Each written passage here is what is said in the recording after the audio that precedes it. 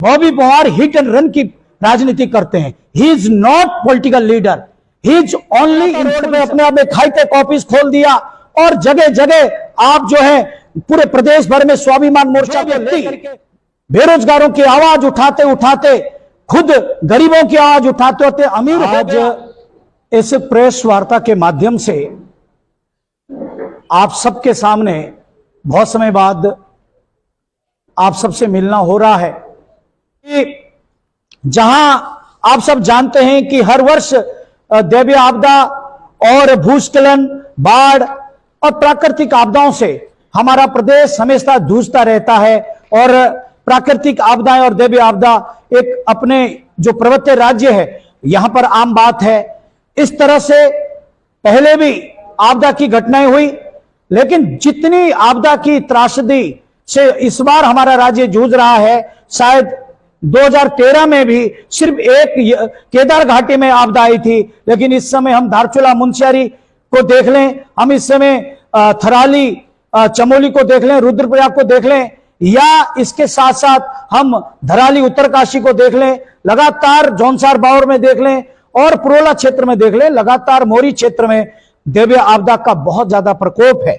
ऐसे दौर में हमारे प्रदेश के यशस्वी मुख्यमंत्री, संवेदनशील मुख्यमंत्री और युवा और धाकड़ मुख्यमंत्री पुष्कर सिंह धामी जी निरंतर जीरो ग्राउंड पे जा करके दैवीय आपदा से प्रभावित लोगों के आंसू पहुंच रहे हैं, उनके गांवों को भरने का काम कर रहे हैं और एक तरह से माननीय मुख्यमंत्री जी एक देवदूत के रूप में अपने देवभूमि उत्तराखंड की जनता के साथ संबल देते हुए, उनको ढांढस बढ़ाते हुए उत्तराखंड के प्राकृतिक आपदाओं से लगातार डटे हुए हैं।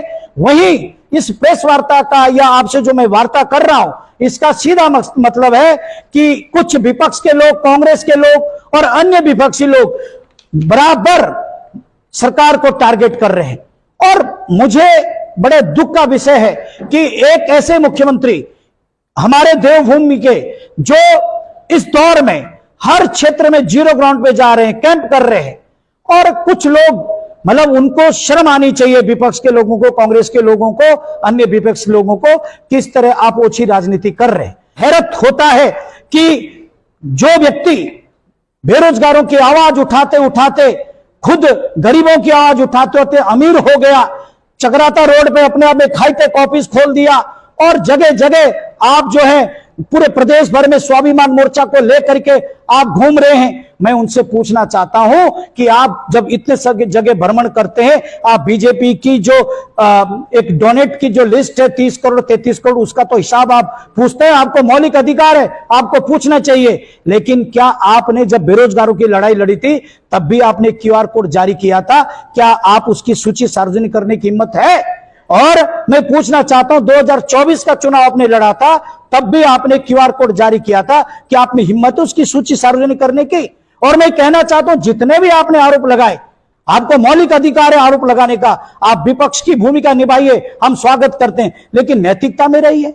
आप मुख्यमंत्री जी को सीधा उनको आदर सूचक शब्द से भी नहीं कहते हैं। लेकिन मैं कहना चाहता हूं बॉबी पवार जी कि आप एक फेक नैरेटिव चलाते हैं। मुझे लगता है कि जिस तरह से मोदी जी की सरकार को गिराने के लिए, अस्थिर करने के लिए विदेशी ताकतों के गिरोह सक्रिय है और उनका जो सरगना है वो जोर स्वराज है, मुझे लगता है कि आदरणीय धामी जी की सरकार को गुमराह को स्थिर करने के लिए, उत्तराखंड की देवभूमि की जनता को गुमराह करने के लिए और एक भ्रम की स्थिति पैदा करने के लिए आपके पीछे भी कोई एक बहुत बड़ा गिरोह है।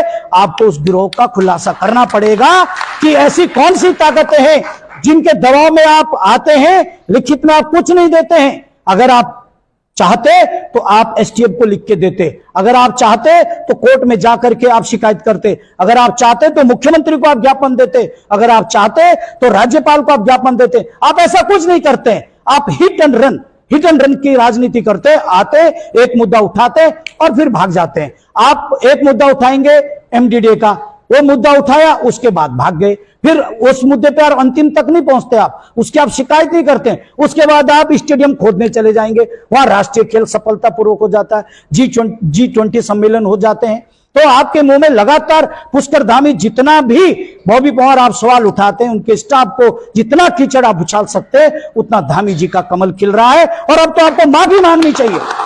माफी क्यों मांगनी चाहिए? क्योंकि आप कह रहे हैं कि मुख्यमंत्री जी जा रहे हैं, मुख्यमंत्री अपनी कुर्सी बचाने जा रहे हैं, वो राहत आपदा में लगातार वहां पर कोशिश कर रहे हैं। लेकिन मैं कहना चाहता हूं कि आपको माफी इसलिए मांगनी चाहिए कि अब तो प्रदेश नेतृत्व ने कह दिया, केंद्रीय नेतृत्व ने कह दिया कि धामी जी के नेतृत्व में ही चुनाव होंगे।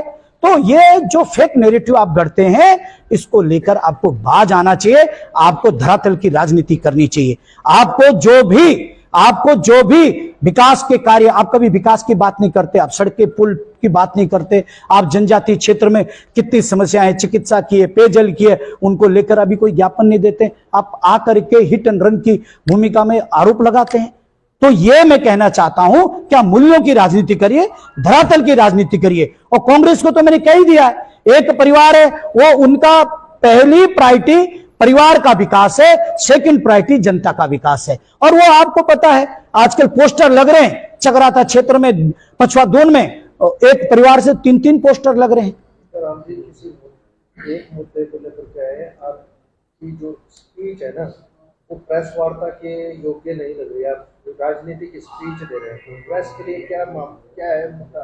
मेरे प्रेस का मुद्दा यह है कि जहां एक और देवी आपदा का दौर है, इसमें पक्ष हो विपक्ष हो, इन सबको एकजुट होकर के देवभूमि उत्तराखंड के जनमानस जो हताहत हुए हैं देवी आपदा की घटनाओं से, त्रासदी से जो प्रभावित हैं, उन सबके आंसू पोंछने चाहिए, उनके घाव में मलहम लगाना चाहिए।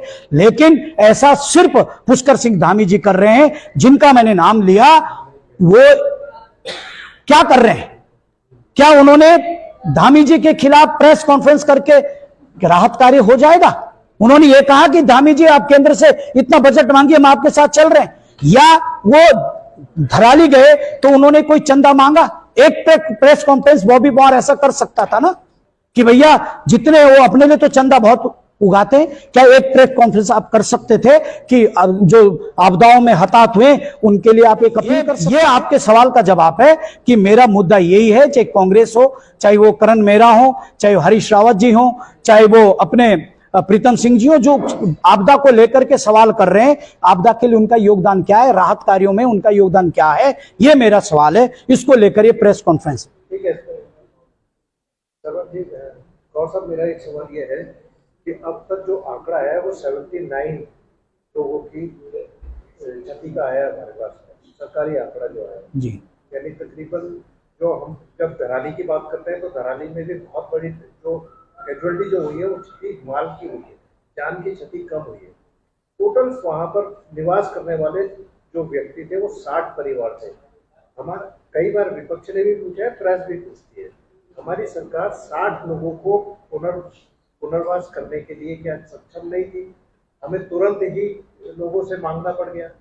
ये भी एक सवाल उठता है कि क्या सरकार इतनी सक्षम नहीं थी कि 60 लोगों के लिए मदद कर सके?